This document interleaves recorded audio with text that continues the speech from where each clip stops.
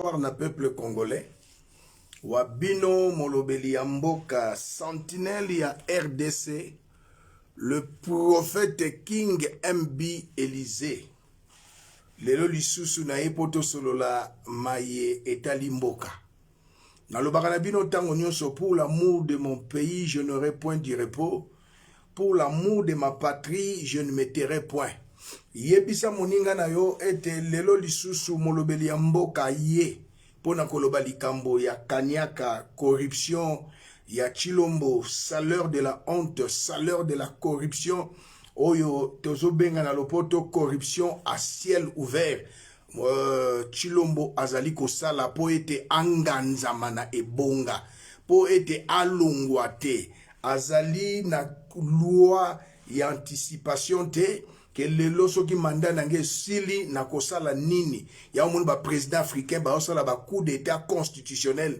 ndenge bo moni euti koleka na Kenya botali na Congo Brazzaville anganzami plus de 35 ans botali na Guinée botali na Cameroun botali kuna na Côte d'Ivoire butoke lisusu na Gabon tala Union africaine ba pays ebele ba o bazo kamba na ko violer constitution bazo kamba na bolingo ya peuple te alors ezo sala pasi ezo sala pe mawa na lebisaka peuple congolais debout congolais sauvons le Congo tangu zifueni di badia kukumbana sai inenea tangu ekoki ya kosikola mboka peuple congolais soki tozolo banabino esengeli boyo na lakisa bino loko moko ya motuya les 10 pays les plus pauvres en termes de PIB par habitant en Afrique.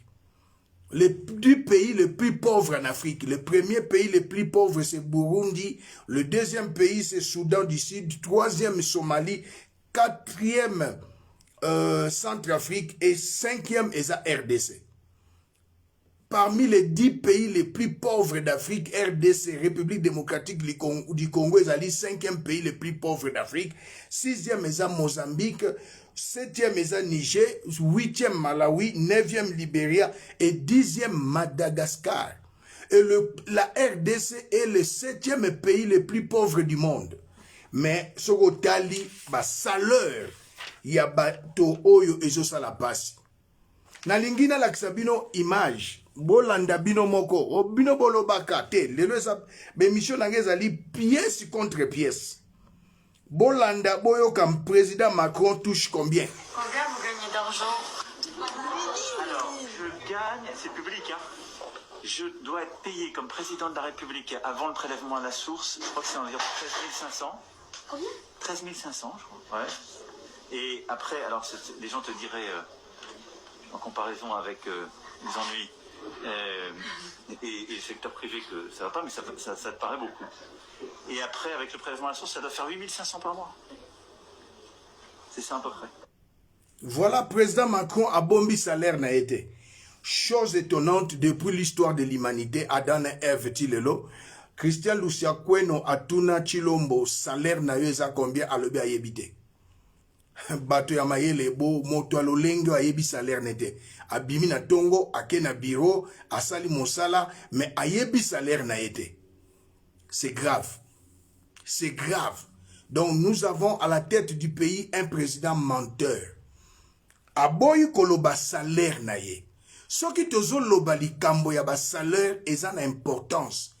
Pour pays na biso ezali 5e pays le plus pauvre d'Afrique, 7e du monde. Ba salaire wana baza na droit ya kozwa yango te. 5e pays le plus puissant du monde, c'est la France. Président Macron le bazwaka 13 800 $. Les ministres français touchent 10 000 €. Lelo euro na dollar et comme ndenge moko. Euro ekiti. Les secrétaires d'État bazwaka 10 000 €, c'est-à-dire 10 000 $. Les députés sénateurs français bazwaka 7 200 €. Mais l'Io congolais, le pays, 5e pays le plus puissant du monde, botali ba salaire. Mais yo congolais, aujourd'hui sa député Chilombo, salaire il y a 21 000 $ pour être élection à la tête en 2013. pour token de glissement. Ça, c'est de 1. 2.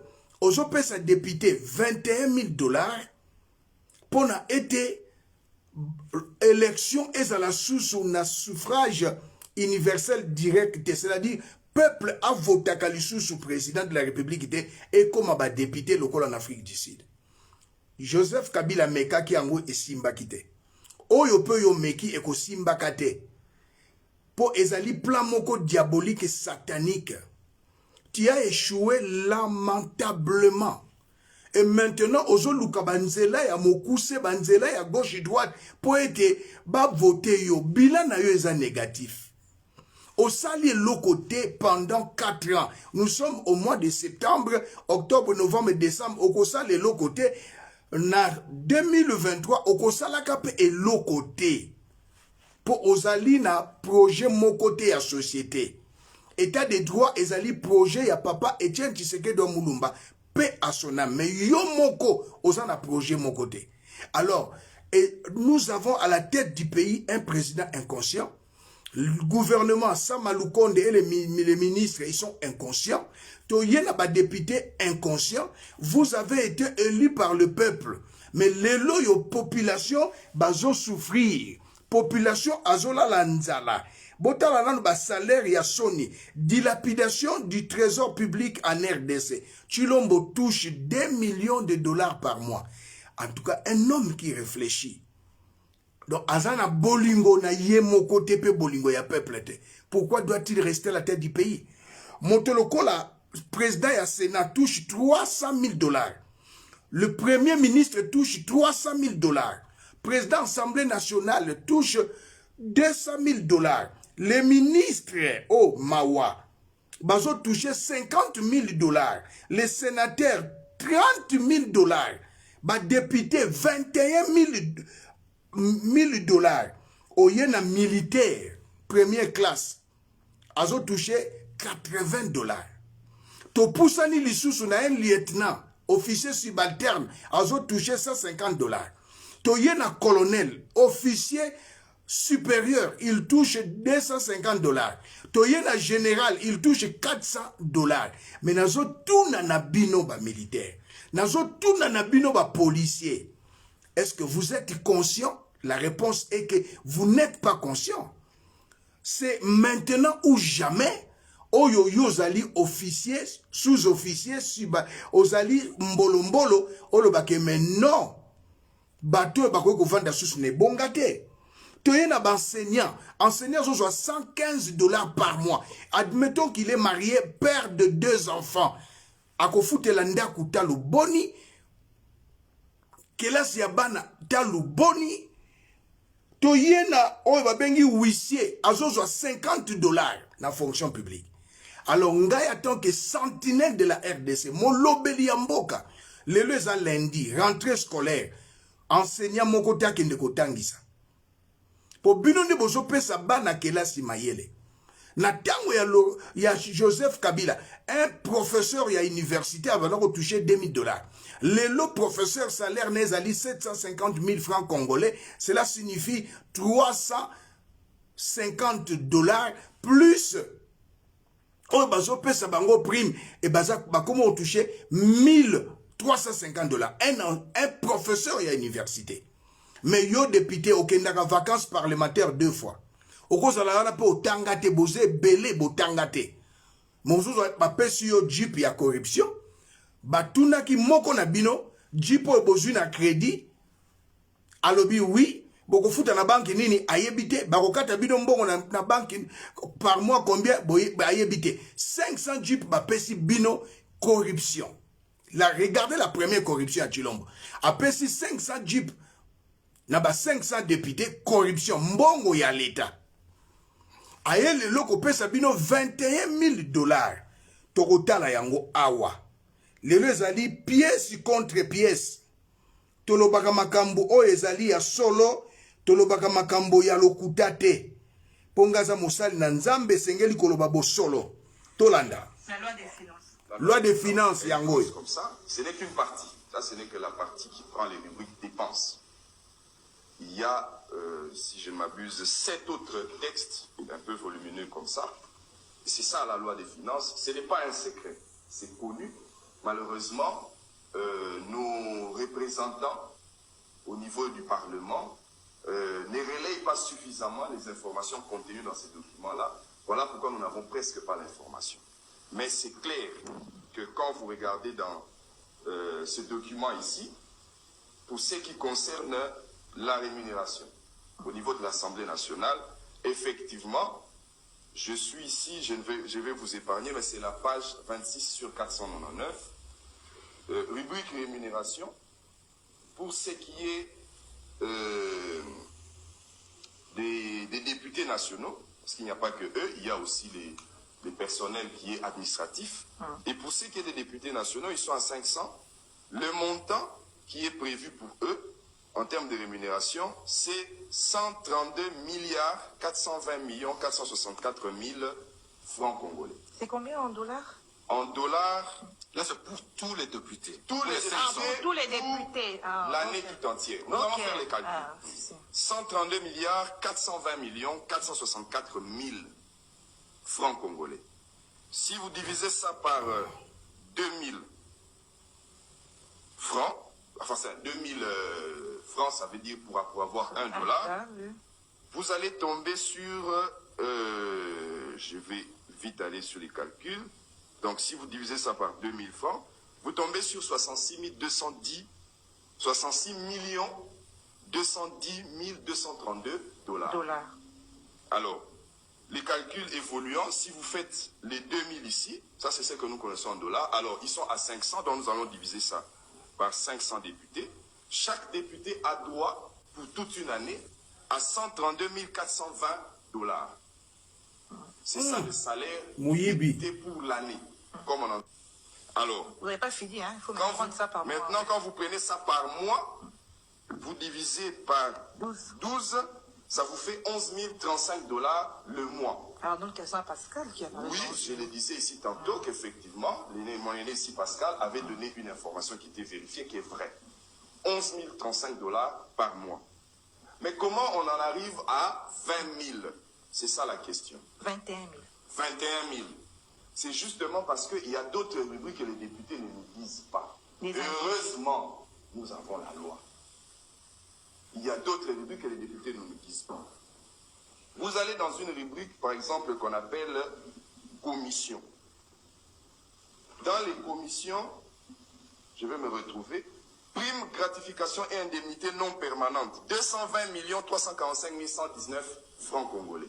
Centre À la maison, on peut faire les calculs. Ils vont se rendre compte que chaque mois, chaque député trouve une histoire de 1 000 $ par mois. Donc sur les 11 000. 11 000, Apparemment, ça- on dit la prime est non permanente. oui, je travaille au Parlement, je sais, j'ai les informations, je sais de quoi je parle. C'est non permanent. Mais quand vous allez, c'est pour ça que vous étiez en train de dire tout à l'heure, quand vous demandez aux députés, justifiez-nous, est-ce que ce que Fayulu a dit c'est vrai ou c'est faux, ils ont du mal à le faire parce qu'ils ont une fiche de paye à l'intérieur de laquelle vous trouvez qu'il y a chaque rubrique, commission. C'est normalement... Vous allez vous rendre compte que pour les séances plénières aussi, par exemple, il y a quelque chose qui est réservé. En plus, oui, Chaque jour. à chaque fois qu'il y a plénière, Plénière. mais c'est déjà prévu, séance plénière, tel montant. Et vous allez diviser ça. Et c'est comme ça que, petit à petit, vous allez vous rendre compte qu'à la fin du mois, ils atteignent 17 000 parce qu'il y a 500 qui s'ajoutent, 1000 qui s'ajoutent ici, 2000 qui s'ajoutent là-bas, et à la fin du mois, ça vous fait finalement... Donc, le 21 000, c'est exact? C'est Les exact. 21 000 $, c'est exact. Budgétairement, 21 000 $, c'est exact. Mwana mboka Martin Fayulu abimisi bosolo. Lelo na koyebisa bino vacances parlementaires bakozonga le 15 septembre. Chilombo apesi ba député mususu mbongo lokola ba Eliezer. Bangonde bakokende ko porter plainte contre ndeko Martin Fayulu Madidi po ba yebika kozala candidat président de la République. Chilombo azobanga kaka deux candidats. Martin Fayulu Madidi oyo azali thermomètre na politique mboka na biso, azobanga lisusu Moïse Katumbi Chapwe oyo azali baromètre en politique na mboka na biso Mwena Menji. Donc ezo sala pasi pe mawa Martin Fayulu baluki na likambo ya Mama Marie. Chilombo azui été Lelon Eliezer, faux député, un aventurier, un tintin, asa corrompu avec d'autres. Le 15 septembre, bako porté Martin Fayulu plainte. Nazolo bango lelo eza le 6, un lundi. Na eko yibisa peuple congolais. Donc, bako porté Martin Fayulu plainte na Eliezer. Mboso akomi lokola un roi. Oya zalaki professeur, ti azale lope professeur. Mbata, otikala kosimba, même $5,000 na vie na yote, mais le lot soit $200,000, monsieur Mbata.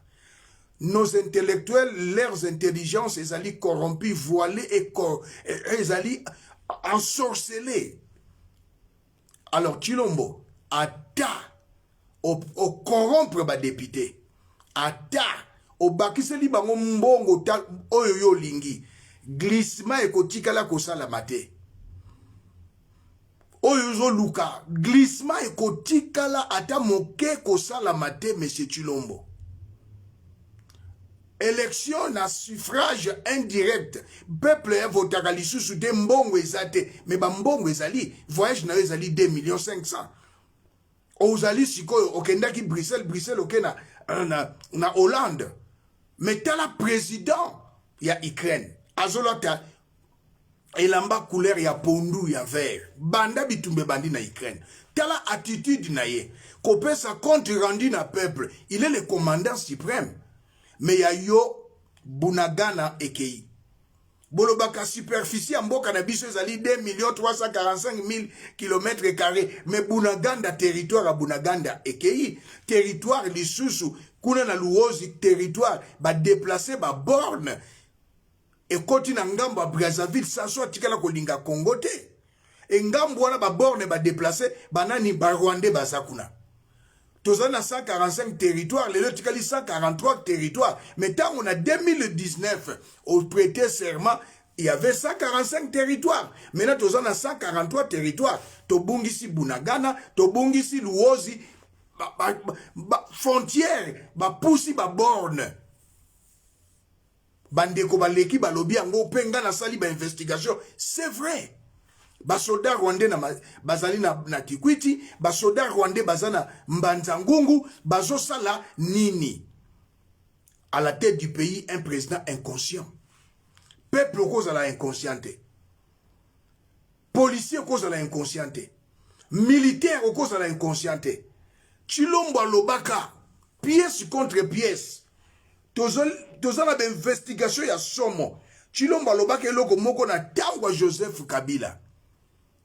Bino bos ba soldat bozo kene na front bozo bunda bozo nyokwama ole bozo minduki bo balusa contre Joseph na régime na ye lelo maloba on ekangi Chilombo tolanda yango policier garde républicaine bino ba soldat ya FARDC ba policier ya FARDC bozo toucher combien balingi balongola bino na kankokolo.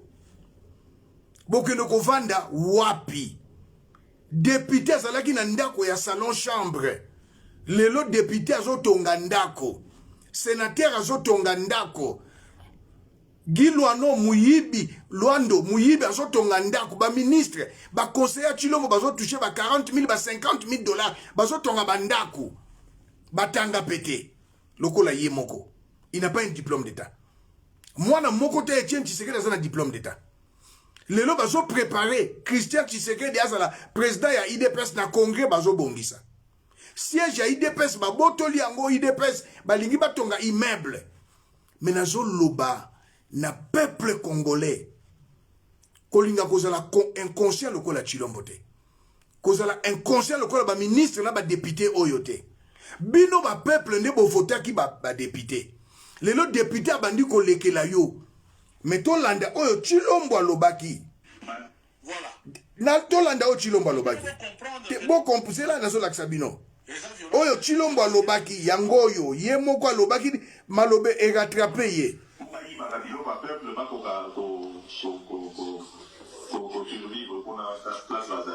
Et si quand même passé na parole pas na batikali awa et l'eau va malheureusement suka bokomona bango na balabala batambolaka kindumba basala misala oyo mpenza ya mabe oyo ezali dégradant parce que bana mboka oyo bazali koutilize mpo basala mosala mabe wana isuffit kaka batelemela yango bato bandoki wana babalola yango kaka bati soki bokontinue bino nde tokosilisa bino bokomona nde makambo yochange na mboka bandeko na biso ya mapinga bazali na frustration moko ya kosakana te bango kutu eleki na ya peuple ya bacivile nyonso bazotinda bango na bamission moko baza kopesa bango même pas bamoyen ya kovivre kuna na bamission wana baza presque kooblige bango basatake na peuple oyo bakei kodefendre mpo bayibaka biloko ya peuple bakoka kosurvivre kuna place bazali esika mpe basi na bango na bana batikali awa eloko ya malonga eza te suka bokomona bango na balabala batambolaka kindumba basala misala oyo mpenza ya mabe oyo ezali dégradant parce que bana mboka oyo bazali koutilize mpo basala mosala mabe wana isuffit kaka batelemela yango bato bandoki wana babalola yango kaka bati soki bokontinue bino nde tokosilisa bino bokomona nde makambo yochange na mboka bandeko na biso ya mapinga Chilombo alobi yango bandeko na biso ya mapinga bozo souffrir. Chilombo alobi yango il suffit kaka bino bandeko ya mapinga bozwa minduki bo balula nango esika na contre ba député contre ba ministre et contre yemoko. C'est pas alobi yango Chilombo, c'est pas moi qui l'ai dit. Alobaki yango tanga zalaki opposant, alobaki yango ba soldat bazo souffrir. $80 soldat au sein de monnaie. Un lieutenant asilisi ne EFO, école supérieure militaire, on doit payer $150. Colonel a $200, général a $400. Mais yo député mingi bozana botanga te. $21,000. Chilombo a dit la vérité. Kaka yo soldat, balola minduki contre bateau bazo nyoko la bino. Moment où tozali za moment ya article 64. Moment où ezali za moment ya peuple a telemi militaire, au telemi policier, au telemi. C'est la révolution, il y a un ko changer mboka. Je m'adresse aux hommes de Dieu aussi.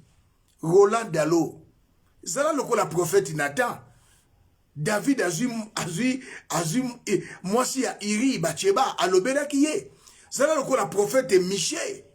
Aujourd'hui, ce n'est que moi qui parle.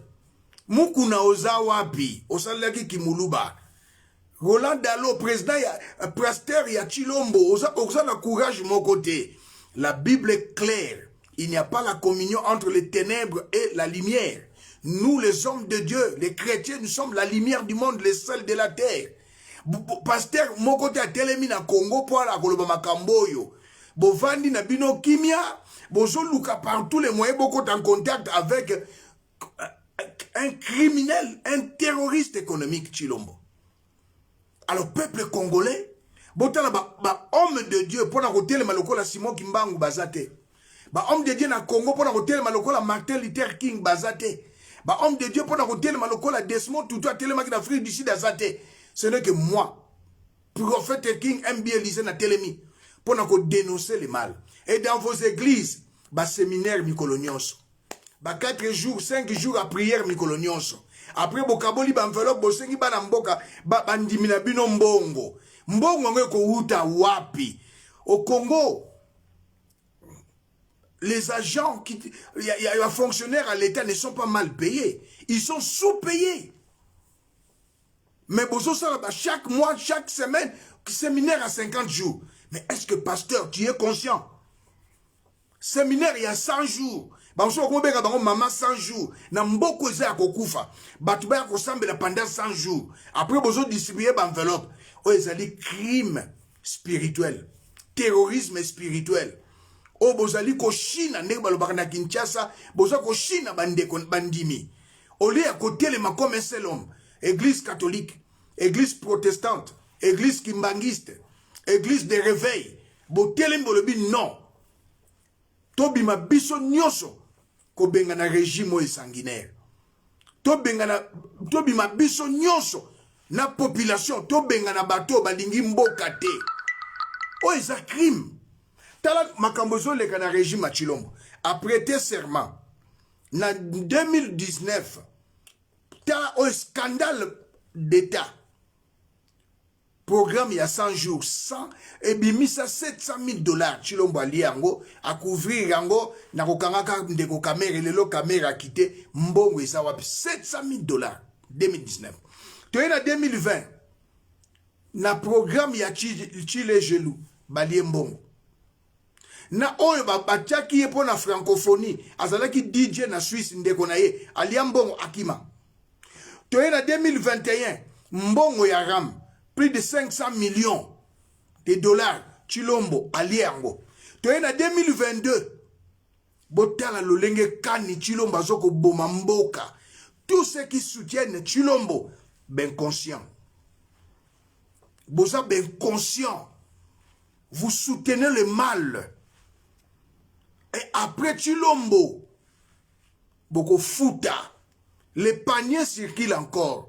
Joseph Kabila n'avait pas cru qu'à Kolongwa Mokonzi, à Longwa, à Kotika la Pegozongate. Chilombo 2023 n'a pas sa prophétie en 2019, n'a jamais en 2023.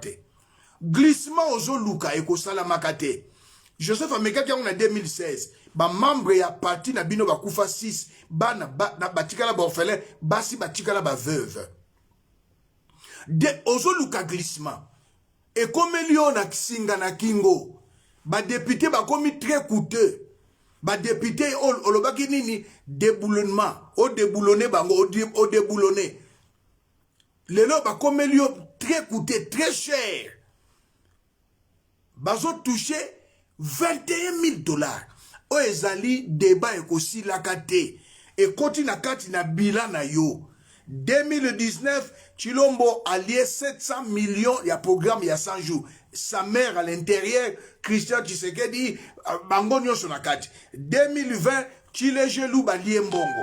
2021, Mbongo Yaram Balié. 2022, député, sénateur Balié Mbongo.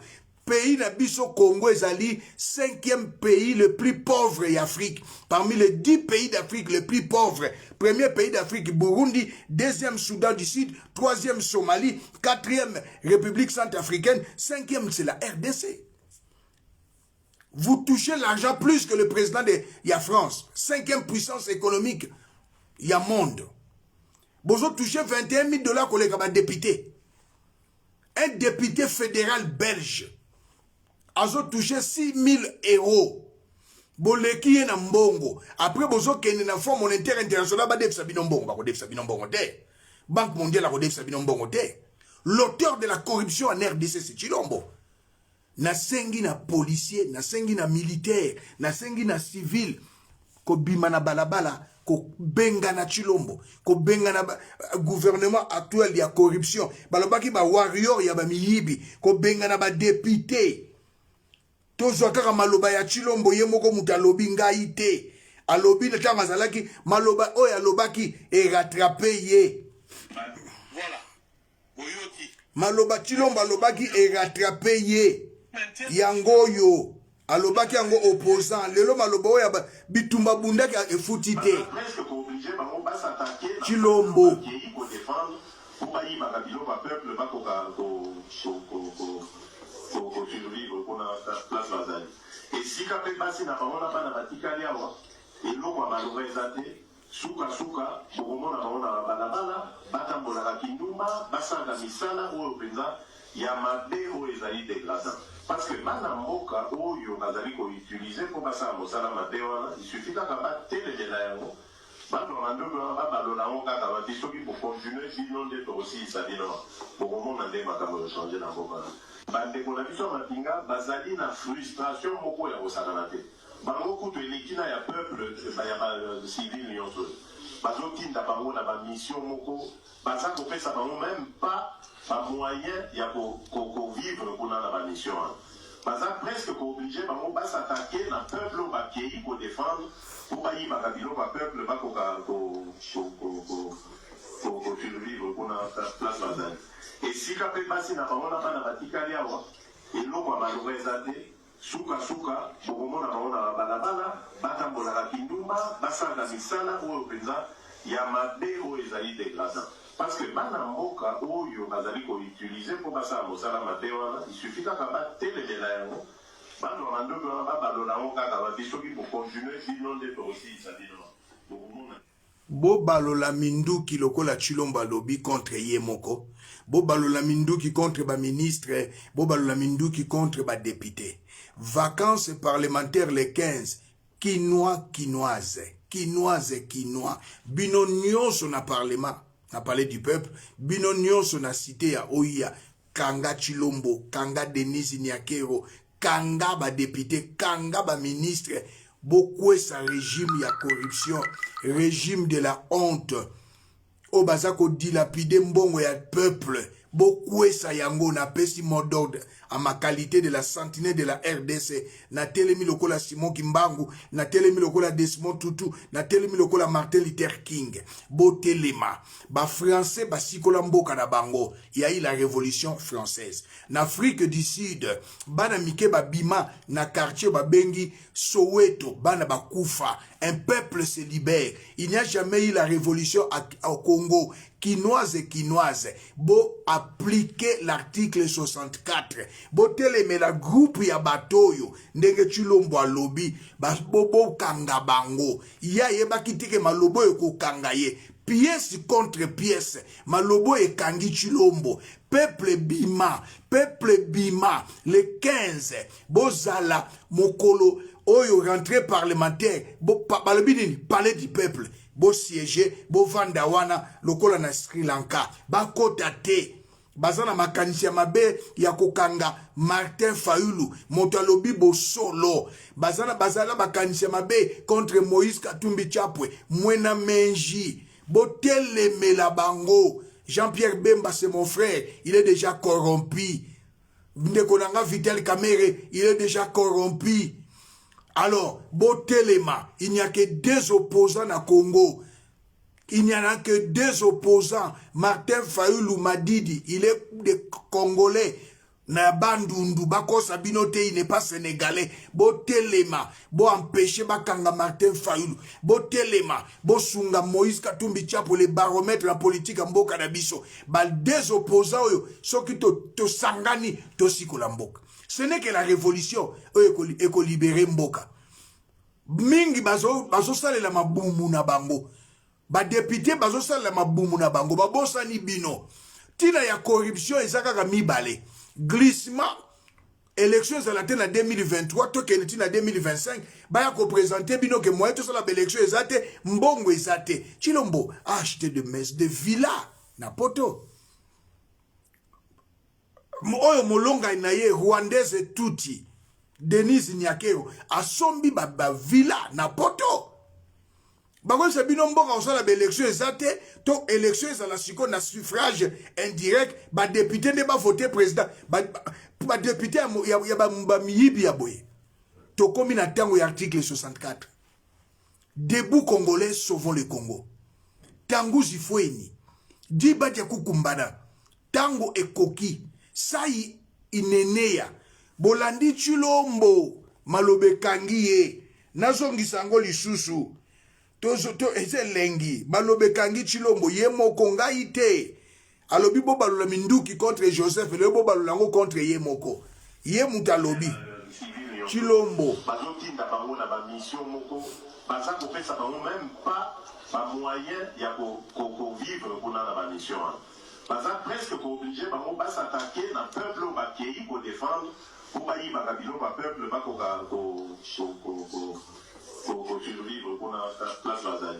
Et si quand on passe dans la pas dans la Tikaliawa et l'eau va malheureusement souka pour moi na la balabala batambola la kinduma kuluna sana au président yamade au ezali dégradant. Parce que bana moka oyo bazali ko utiliser pour passer à mosala madewana il suffit ka ba télé de la yango bano mando ba balola ngoka ka ba biso bi pour continuer sinon de aussi ça dit non beaucoup na débat Chilombo lobi bo balola minduki bo silisa bango maloba Chilombo évidence yango akanisa ke sala na contre tango Joseph et salami na tango lai ba soldat ba policier bo so minduki bo talisa ngo Chilombo bo kangaye loga ba kangaka président libéré tango wana Bokanga Chilombo, Bokanga Premier ministre, Bokanga ba député. Bokwe ce régime, article 64, c'est constitutionnel. Bosa lokola basali na Burkina Faso, basali na Mali, basali. na Guinée bokanga Chilombo, bokanga Denise, bokanga ba député, bokanga ba ministre. Pour ça salaire de la honte, salaire et corruption. Ça c'est la sorcellerie. C'est la sorcellerie. Bopé sa bango tenté. Azana vision ya Etienne Tshisekedi wa mulumba te. Baye ko dilapide mbongo ya trésor public. Tout le can article 64. Un peuple se libère. Bande kwa Burkina Faso basali, ya Guinée basali, ya Mali basali, etikali biso peuple congolais na Kinshasa. Le 15 septembre, beau siège na palais du peuple, pe na cité ya Oya. Bunagana ekei yeba fête inutile. Bunagana ekei azolo balisusu te. Le long rentrée scolaire. Est-ce que na Bunagana bana bazongi kelasi? Kuna na mboka na Congo central to benga benga kango ba Congo. Na Luozi ba déplacer ba borne et comme ngambo ya Brazzaville ba Rwandais ba ekovanda. Na Mbanzangungu ba Rwandais, na Kikwiti ba Rwandais. Lelo bazo bundisa biso na ba semeki ya Chilombo parce que la femme de Chilombo, Denise Nyakero, elle est rwandaise touti, elle n'est pas mouchi, elle n'est pas Sud Kivu, qu'on ne vous trompe pas. Moi na Chilombo abali ya liboso. Fanny, maman na yazala qui présente, oya boti et ce n'est pas Denise Nyakero. C'est Julie Yuka, membre ya INC. Moi na Anthony Tshisekedi ya Mobali, et azalaki maçon à Bruxelles. Maman est Clémence, les qui a musicienne et rossignol. Maman n'a Mungwandi. Chilombo avec Denise, il n'y a pas d'enfant. Les trois filles de Denise, Christina Nyakero, Sabrina Nyakero et Serena Nyakero, ils botu na ya bota bango, mwana na tata. Libuluman Nzengele. Alors, peuple congolais, totel et matosi kolamboka. Chilombo lobi ango, bozo minduki, asenga ki violence. Natanga Joseph Kabila. Asengi na ba policier natanga Joseph Kabila. Asengi na armée natanga Joseph Kabila. Lelo état de siège et simbité. Na est, nous avons la Monesco. Bitumbezo continue. Nous avons l'armée ougandaise. Bitumbezo continue. Nous avons l'armée kenyenne. Bitumbezo ezo continue. Nous avons l'armée rwandaise. Bitumbezo continue. Boye Bisangai. Bunagana. Ekei. Lelo koloba superficie amboka na biso okocha Bunagana nakati okocha Luozi nakati oyo ba frontière ba déplacer ba borne oyo mundela tika toloba te oyo nyonso zo soutenir Chilombo inconscient oyo nyonso zo luka Chilombo tala c'est la bénédiction de l'Éternel qui enrichit. Mieux vaut la paix, mieux vaut peu avec la paix que beaucoup. On a des moyens illicites. Joseph Kabila leka. Laurent Désiré Kabila leka. Mobutu leka. Kasavubu leka. Yopoko leka. Oza éternel était. Kolala kolamuka. Ezali ngolu. Bozana courte joie. 2019, programme il y a 100 jours. 700 millions.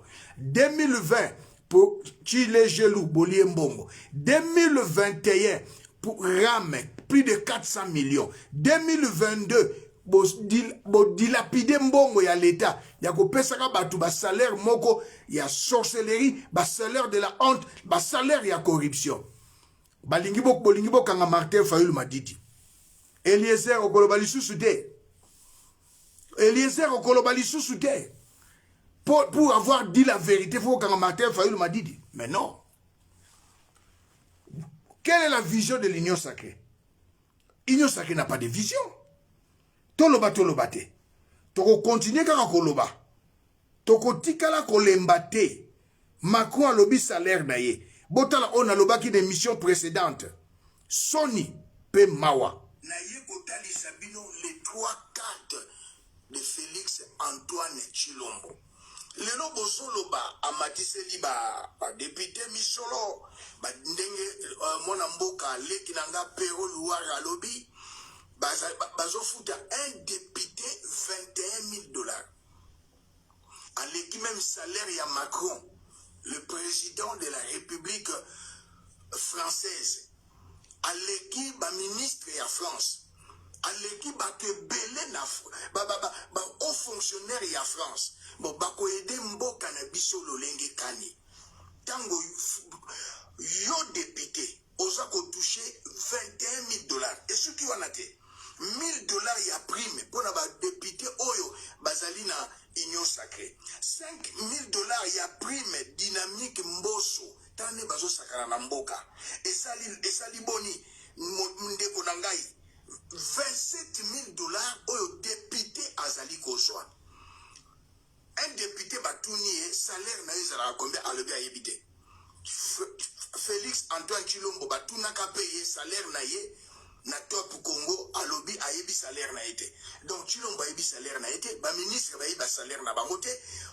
ba député ba yebi salaire na bango te car ba fonctionnaire ba médecin ba infirmier ba soldat salaire na bango eyebani yango ozomona oyo ezoleka na Congo na pays moko te ya Afrique même na monde etikala kosalama yango na yeko yebisa le peuple congolais longo na kati na inconscience peuple congolais téléma mbongo ya ramba ye mbongo ya ramba bofandi kimia bozela te au mot d'ordre ezalaka te bozela te ke Martin Fayulu atelema aloba apesa bino mot d'ordre ekotikala kosalama te bozela te ke Moïse Katumbi Tshapwe mwena meishi apesa bino mot d'ordre ekotikala kosalama te nazolakisa bino lelo bakarte misato ya Félix Antoine Tshilombo na vacances parlementaires député moko azwi $63,000 mbongo ya kesi ya leta tosilisi wana te mboso azo gagné plus de $3 millions.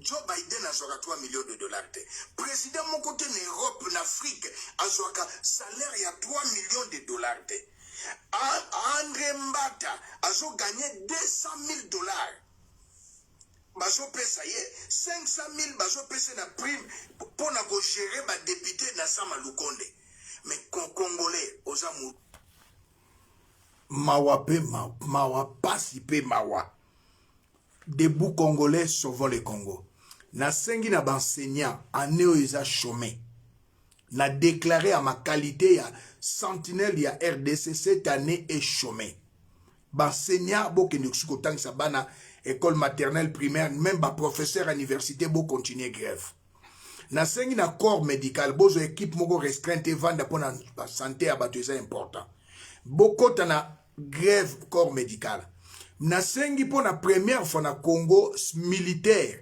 policier sala grève ba roulage bokenda kasu misala te bo vanda ba fonctionnaire bo vanda le 15 est à la date historique na Congo, septembre.